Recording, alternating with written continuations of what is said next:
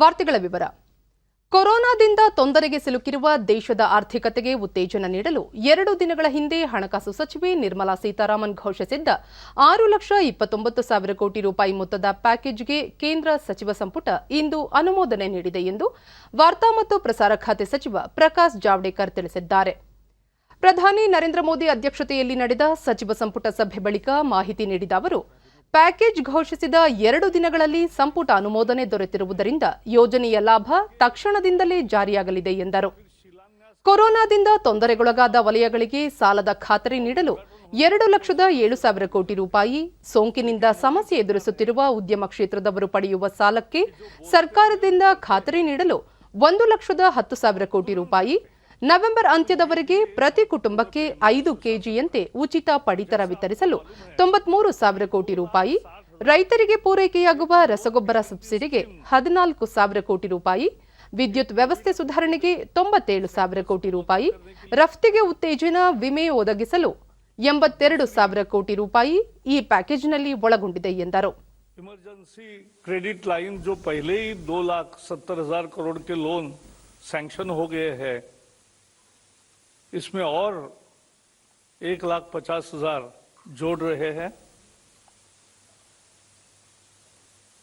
और ब्याज का दर 7% से 8% तक रहेगा, 8.25। और सबसे विशेष बात यह है कि ये बैंक या वित्तीय संस्था जो लोन्स देंगे उसको गारंटी सरकार दे रही है। जैसे आपको पता है कि पिछले साल 8 महीने 80 करोड़ गरीबों को प्रति महीने 5 किलो के हिसाब से 40 किलो अनाज मुफ्त दिया था।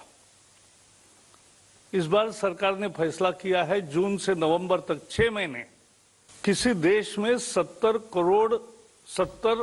किलो अनाज प्रति व्यक्ति इस कोविड काल में आना गरीब के लिए बहुत महत्वपूर्ण मदद है। उसके लिए 93,000 करोड़ रुपए उसमें घोषित किया है। जो किसानों के लिए विश्व भर में जो पौष्टिक खाद होता है,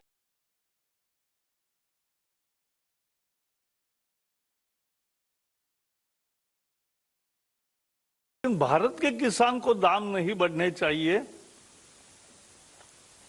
इसलिए एक नया कार्यक्रम किया मोदी सरकार ने और 14,000 करोड़ रुपए की ये सब्सिडी दी है। जब से हमारे प्रधानमंत्री ಈ ಮಧ್ಯೆ ಕೇಂದ್ರ ಮಾಹಿತಿ ತಂತ್ರಜ್ಞಾನ ಸಚಿವ ರವಿಶಂಕರ್ ಪ್ರಸಾದ್ ಮಾತನಾಡಿ, ಎಲ್ಲ ಹಳ್ಳಿಗಳಿಗೆ ಆಪ್ಟಿಕಲ್ ಫೈಬರ್ ವ್ಯವಸ್ಥೆ ಕಲ್ಪಿಸುವ ಭಾರತ್ ನೆಟ್ ಯೋಜನೆಯಿಂದ 16 ರಾಜ್ಯಗಳ 3,61,000 ಹಳ್ಳಿಗಳಿಗೆ ಸರ್ಕಾರ ಮತ್ತು ಖಾಸಗಿ ಸಹಭಾಗಿತ್ವದಲ್ಲಿ 29,432 ಕೋಟಿ ರೂಪಾಯಿ ವೆಚ್ಚದ ಯೋಜನೆಗೆ ಅನುಮೋದನೆ ನೀಡಲಾಗಿದೆ. ದೇಶದ 7 ಲಕ್ಷ ಹಳ್ಳಿಗಳಿಗೆ 1,000 ದಿನಗಳಲ್ಲಿ ಆಪ್ಟಿಕಲ್ ಫೈಬರ್ ಸಂಪರ್ಕ ಕಲ್ಪಿಸುವ ಕುರಿತು 2020 ಆಗಸ್ಟ್ 15ರಂದು ಪ್ರಧಾನಿ ನರೇಂದ್ರ ಮೋದಿ ಅವರು ಮಾಡಿರುವ ಘೋಷಣೆ ಅನ್ವಯ ಈ ಯೋಜನೆ ರೂಪಿಸಲಾಗಿದೆ ಎಂದರು. प्रधानमंत्री जी ने घोषित किया था कि 1,000 दिन में देश के 6 लाख गांव में हम optical fibre broadband Bharat net के माध्यम से लाएंगे। Bringing optical fibre broadband through Bharat net within a time limit of 1,000 days in all the 6 lakh villages of India. That was a public declaration on the last Independence Day from the ramparts of Red Fort. आज उसी की दिशा में एक बहुत महत्वपूर्ण निर्णय हुआ है जो मैं आपको बताने जा रहा हूं। अभी प्रकाश जी पूर्व सरकार के काम करने के तरीके के बारे में बता रहे थे।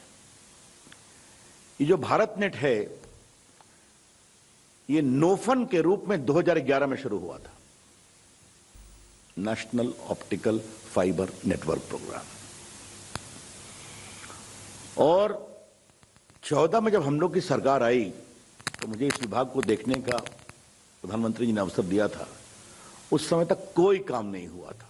कोई काम का मतलब कोई काम नहीं, सिर्फ ये घोषणा हुई थी कि 3 PSU ये काम करेंगी, BSNL, भारत ये पावर ग्रिड कॉरपोरेशन और एयरटेल। आज मुझे आपको बताते हुए प्रसन्नता हो रही है कि हम 1,56,000 ग्राम पंचायतों में पहुंच चुके हैं। जैसे कि आप लोग ಇಂಧನ ಖಾತೆ ರಾಜ್ಯ ಸಚಿವ ಆರ್.ಕೆ. ಸಿಂಗ್ ದೇಶದ ವಿದ್ಯುತ್ ವ್ಯವಸ್ಥೆಯ ಸಮಗ್ರ ಸುಧಾರಣೆಗಾಗಿ 3,03,000 ಕೋಟಿ ರೂಪಾಯಿ ಮೊತ್ತದ ಯೋಜನೆಗೆ ಸಂಪುಟ ಅನುಮೋದನೆ ನೀಡಿದೆ. ಈ ಹಣವನ್ನು ರಾಜ್ಯಗಳಿಗೆ ನೀಡಿ ವ್ಯವಸ್ಥೆ ಸುಧಾರಣೆ ಮಾಡಲಾಗುವುದು. ರೈತರಿಗೆ ನಿರಂತರ ಮತ್ತು ವೋಲ್ಟೇಜ್ ಸಹಿತ ವಿದ್ಯುತ್ ಪೂರೈಕೆ, ಹಳೆಯ ಎಲ್ಟಿ ಮತ್ತು ಎಚ್ಟಿ ಲೈನ್ಗಳ ಬದಲಾವಣೆಗೆ ಹಣ ವೆಚ್ಚ ಮಾಡಲು ಅವಕಾಶ ಕಲ್ಪಿಸಲಾಗಿದೆ ಎಂದರು.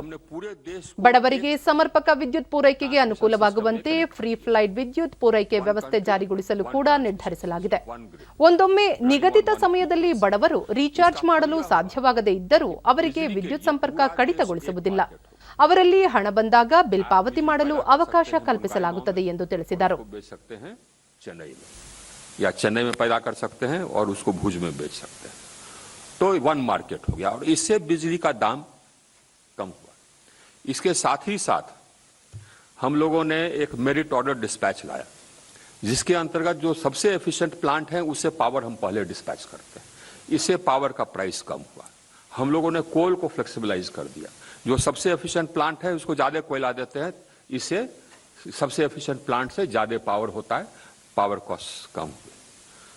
तो इस तरह से, और ये हम लोगों ने इतना ही नहीं किया, हम लोगों ने इंटरनेशनल एनर्जी एजेंसी के शब्दों में, इंटरनेशनल एनर्जी एजेंसी के शब्दों में दुनिया में इतिहास में जो सबसे बड़ा एक्सपेंशन ऑफ एक्सेस है वो किया।